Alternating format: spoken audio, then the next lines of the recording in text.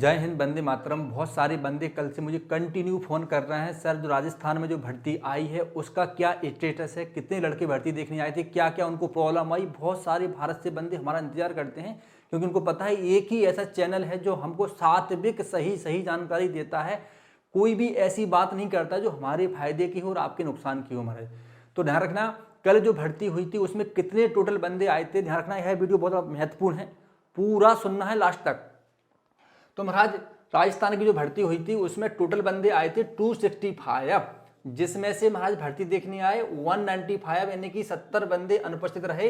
अब आप सोच सकते हो 70 बंदे कौन से होंगे जो अनुपस्थित रहे, कौन से महाराज वो दुर्भाग्यशाली होंगे जिनके भाग्य में ये नौकरी नहीं होगी। वो ऐसे बंदे होंगे जिनके पास वो डिग्री नहीं होगी जो आपके पास है, यानी कि किसके पास है, 195 के पास। अब महाराज देखो इसमें फिर क्या हुआ, 195 बंदे जब वहां पर पहुंचे महाराज तो 30-30 के उन्होंने बैच बनाए और 30-30 बैच में से 7 बैच उनके बने हैं टोटल, जिसमें से फिजिकल पास हो गए हैं महाराज 150। अब आप सोचोगे बहुत ज़्यादा बंदे, अवेलेबिलिटी बहुत अच्छी है, तो सही बात है, 85% रिजल्ट रहा भैया।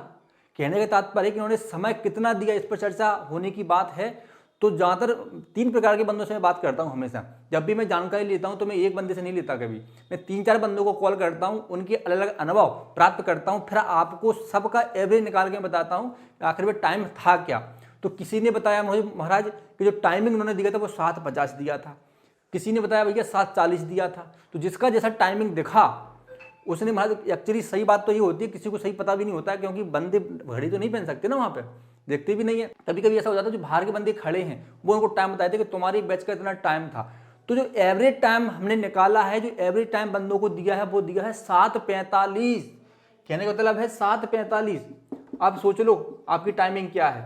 और यूपी की भर्ती इससे थोड़ी सी कड़क होगी, कहने का मतलब है कि थोड़ी सी टाइट होगी क्योंकि वैकेंसी के हिसाब से बंदे यहाँ पर बहुत ज़्यादा जाते हैं यूपी से। तो हम समझ सकते हैं कि इनकी टाइमिंग क्या हो सकती है। तो हम 7:30 मान के चलें लास्ट टाइम। ध्यान रखना, 8 मिनट दे दें तो बहुत अच्छी बात है, लेकिन संभावना नहीं दिख रही। जब बंदे बोल रहे हैं कि राजस्थान में जब 165 बंदे उन्होंने पहुंचे तो उन्होंने देख कर उन्होंने 15 मिनट कम कर दिए, तो हमें ही मान सकते हैं महाराज जो बंदे बता रहे हैं एवरेज। ठीक है, तो हम आज का एवरेज मानेंगे 7:45। अब आप देख लो कि आपका स्थान कहाँ है, आपकी टाइमिंग क्या है। तो महाराज टोटल बंदे फिजिकल में पास हो गए 150। ठीक है, अब आज इनका मेडिकल है। अब जैसे ही मेडिकल होके आएगा, कितने बंदे मेडिकल में फिट हैं, कितने अनफिट हैं, कितने भाग्यशाली हैं, वो हमको शाम को पता चलेगा। उसके लिए हम एक अलग से वीडियो बनाएंगे। इसमें अब एक समस्या और है, मैं हमेशा बोलता रहता हूं कि हमारी वीडियो बहुत महत्वपूर्ण है। बहुत महत्वपूर्ण महाराज इसलिए भी है क्योंकि आप जब बाहर होते हो तो यहाँ दर्द होता है महाराज। दर्द इसलिए होता है क्योंकि इतनी अच्छी नौकरी इतने सस्ते दामों में महाराज मिल रही है, तो कौन नहीं करना चाहेगा। इस पर मैं एक वीडियो ला रहा हूं, ध्यान रखना, पूरी जानकारी दे रहा हूं कि इसमें कितने कितने लाभ हैं, कितनी सुविधाएं हैं। और बंदा जब 25 से 27 साल नौकरी करता है, जब उसको जो सुख प्राप्त होता है, यहाँ पर आप सिविल से भर्ती होकर जाते हो तुरंत सुख प्राप्त हो जाता है।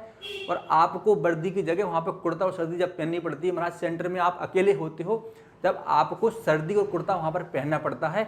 आप सोचो जब इनकी कोई विशेष ट्रेनिंग होती है, रिपोर्टिंग करनी होती है, तब ये लोग वर्दी पहनते हैं। तो कहने का मतलब ये है प्रभु कि इसके जो मजे हैं वही लेना चाहेगा या वही प्राप्त कर सकता है जिसने मेहनत करी होगी अपने जीवन में और हमारे अच्छे से वीडियो देखे होंगे, क्योंकि हमारे वीडियो आपके जीवन में आरडीसी बनने के लिए बड़े महत्वपूर्ण होते हैं। तो अब यहाँ पर मैं बात करूंगा डिप्लोमा में। भैया अंग प्रमाण पत्र उन्होंने स्वीकार किया है। इन्होंने बंदे बहुत सारे बोलते हैं प्रोविजनल सर्टिफिकेट, मूल सर्टिफिकेट है, बहुत अच्छी बात है। जिन्होंने अन्य यूनिवर्सिटियों से किया है उनसे मैं कहना चाहूंगा आप अपना अप्लाई तो कर ही दो। और जिन्होंने हमारे माध्यम से किया था उनकी हम पूरी व्यवस्था कर रहे हैं कि भैया उनके मूल सर्टिफिकेट मिल जाए, रिक्वेस्ट करेंगे, मेल करेंगे, जो भी हमसे बनेगा वो हम करेंगे। लेकिन चिंता मत करना कि अगर आपके पास अंग प्रमाण पत्र तो आप बाहर हो जाओगे, बिल्कुल नहीं होंगे। उन्होंने ऐसे बंदों को भी मौका दिया है 3-4 दिन का जिनके पास डिप्लोमा बिल्कुल भी नहीं था, बोले 3-4 दिन में आके जमा कर देना। ऐसे बंदों को उन्होंने बोला है, समय दिया है, लेकिन वो जमा कहाँ से करेंगे अब भैया, उनकी प्रॉब्लम है। तो जिनके पास, हाँ एक बात और है, जिनके पास बीए था, एमए था और डिप्लोमा था, तो बहुत सारे बंदे पिछली भर्ती में गए होंगे, तो कई बंदों को बोल दिया होगा कि आप डिप्लोमा ले आओ। यानी कि जिनके पास बीए था संस्कृत से और एमए था और बोल दिया कि डिप्लोमा लेके आओ तो हम आपको ले लेंगे, वो उन बेचारे बंदों ने डिप्लोमा कर लिया 1 साल के अंदर। जब वो लड़के भर्ती देखने गए तो उनको कल बाहर निकाल दिया, बोला भैया हमें तो आचार चाहिए बीए के साथ में, आप एमए हो आप बताइए। तो बहुत सारी कंफ्यूज होती है। इसलिए मैं कहता हूं बंदों से कि अगर आपके पास बीए है तो आप आचार कर लो कैसी भी करके भैया, आचार कर लो, 2 साल का होता है। और अगर आपके पास बीए और एमए है तो आप एमए से मोह कम करके आचार की डिग्री प्राप्त करना ही पड़ेगा आपको, कुछ भी हो जाए। अगर आपके पास मान लो शास्त्री है तो कर्मकांड का डिप्लोमा कर लो, मैं कितनी बार बोलता हूं। अगर आपके पास 12th किसी भी विषय से अगर आपने शास्त्री किया है तब भी मान कर लेंगे, कोई दिक्कत नहीं। फिर काहे कंफ्यूज होते हो महाराज।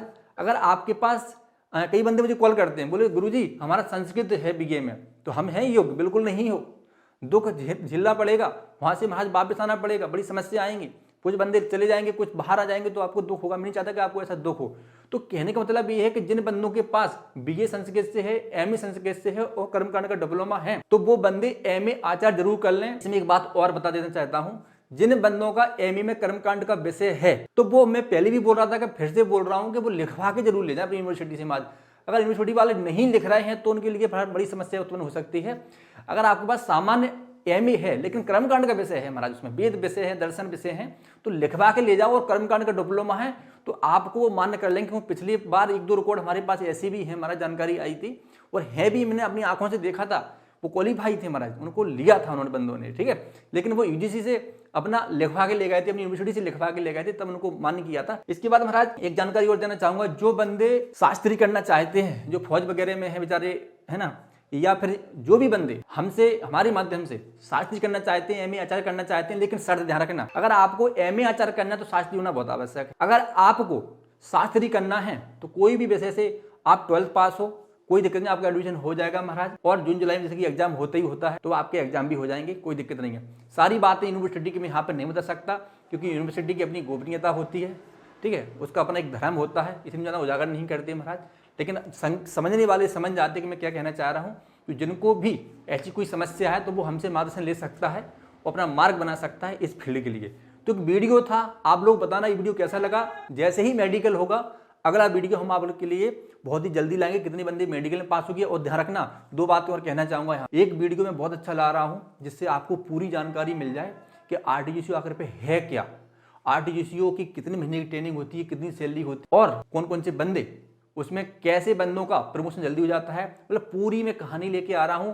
और उन बंदों के लिए एक वीडियो अगला जो वीडियो आएगा उन बंदों के लिए भी होगा जो ऑलरेडी पहले से आर्मी में हैं। और वो बंदे अगर मेडिकल अनफिट है, उनकी किसी की उंगली कट गई, किसी का पैर कट गया, तो कौन सी केटी डिग्री तक, P2 P3, यानी कि आपका कौन सा लेवल होना चाहिए मेडिकल फिट का, तब आप आरडीएसओ बन सकते हो।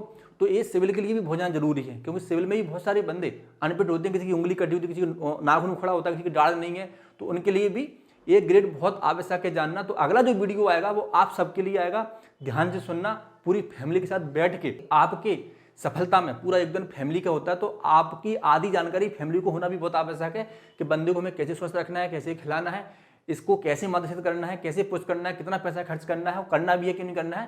तो इसलिए माता पिता का साथ होना बहुत जरूरी है, सहभागिता बहुत जरूरी है। उन्हीं की आशीर्वाद से हम आगे बढ़ सकते हैं।